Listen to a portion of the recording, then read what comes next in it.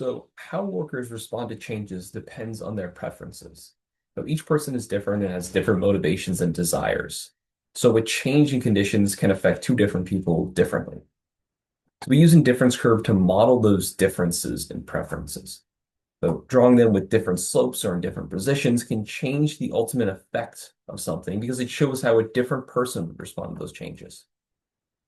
So here's an example where a change in non-labor income can cause a person to work more and another person to work less. So on the left is pretty normal. It's what we would expect.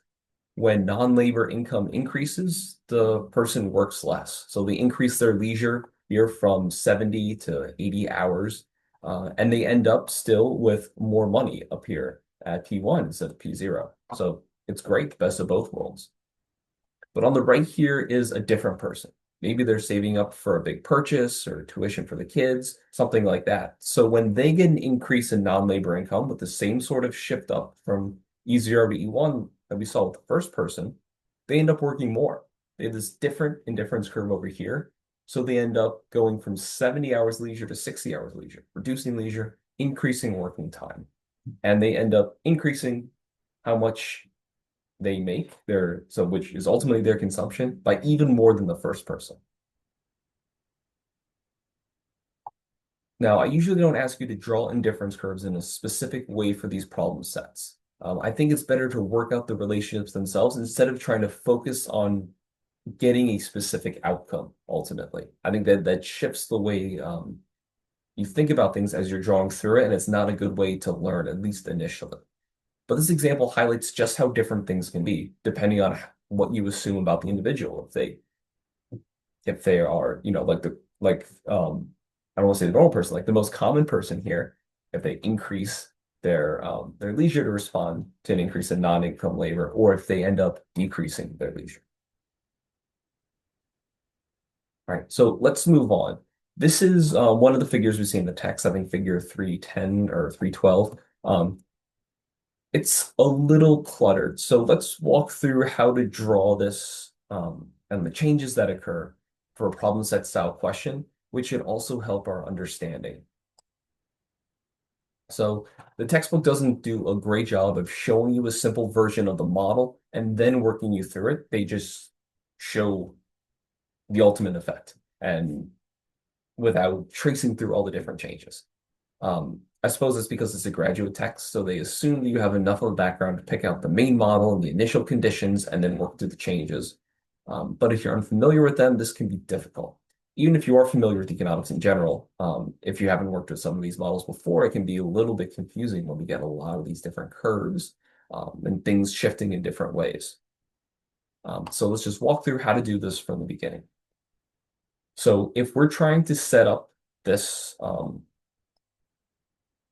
right here, the ultimate changes, to look at the substitution and the scale effects, what we have to do is start with where the firm is in their initial conditions. So we start with an isocost and an isoquant.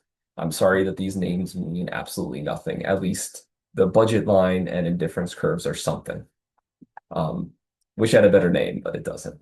So we'll start with the firm's isocost curve, which is downward sloping. And the slope of this line is the rate of substitution between workers and capital. Now, all points on this line here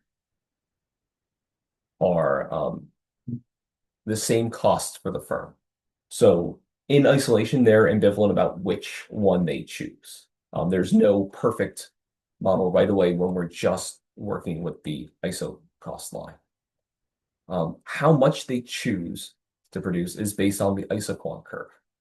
That we're always going to draw this as a curve, just like we did with indifference curves. I'm not going to ask you for something weird. They do include some odd situations in the chapter. But so in this case, this curve is where the firm produces 100 units. So everywhere on this curve, the firm can produce 100 units, but each point on this curve is a different cost.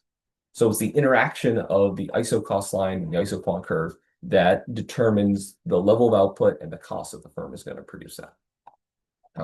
So we can show where they're going to minimize cost by drawing the isoquant line that is tangent to the isoquant curve that's tangent with the isocost line.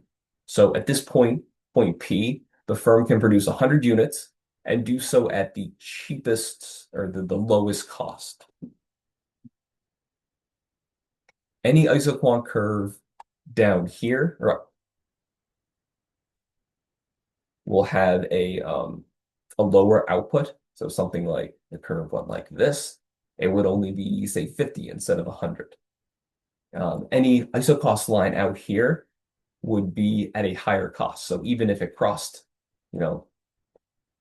this isoquant curve right here, it'd still be producing 100 units, but it's at a higher cost. A firm wouldn't want to do that in the long run when they can reduce their cost here at point P. So initially, they'll do, I just picked this number because the textbook didn't, so 200 units of capital and 25 employees. That's the lowest cost way to achieve an output of 100 units. So let's say that wages fall.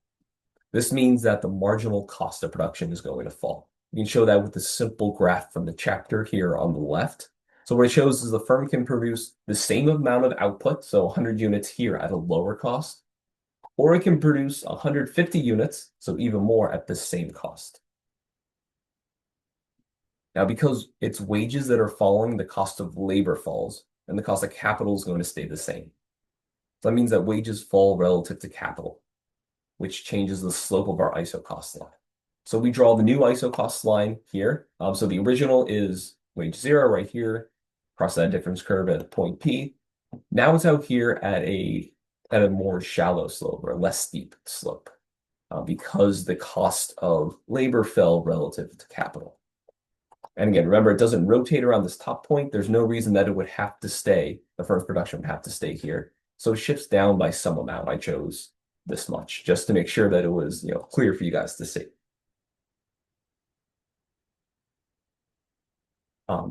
From here, once we reach this point, if we're looking for the scale and substitution effect, we have both of those to consider. So on the left side, we start, and then on the right side of the screen, we end up with both the substitution and scale effect. So to start out to do this, we need to draw the new isoquant curve that is tangent to the new isocost line. This is the best place for the firm to be. It's the highest output at the lowest cost. So it will represent the new level of production that's possible because of the decrease in the marginal cost of production. So remember how that curve shifted out from 100 units to 150 units? This isoquant curve is at 150 units. It's the same as that level of output. Now I drew the curve slightly different from the text to show how changes in the isoquant curve can lead to different results in the same sort of way that a difference curve for a worker would lead to different results. And again, when I ask you to do a problem and don't direct you to a specific outcome, which is most of the time, if not all the time, you can draw an isoquant curve in whatever way is possible. So you can't have the second curve go across this curve. Anything besides that will work. Just report the results of what your work is. So here, with this new lower cost of labor, so the lower wages, the firm is going to decrease their use of capital ultimately and increase their employment ultimately. So the next step, oddly enough, is to get the final answer instead of breaking it down into the two changes.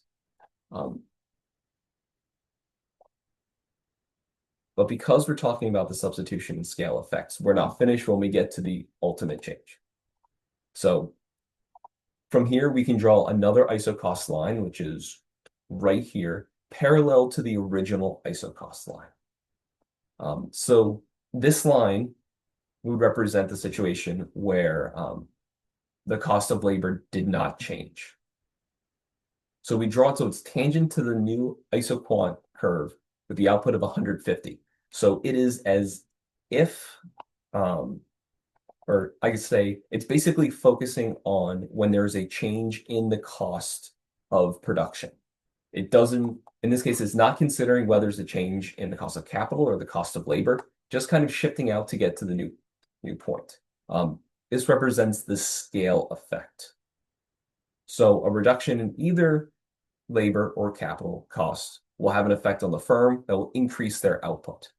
So in this case, it increases employment from 25 out to 40, the point where that line is tangent to the new isoquant curve.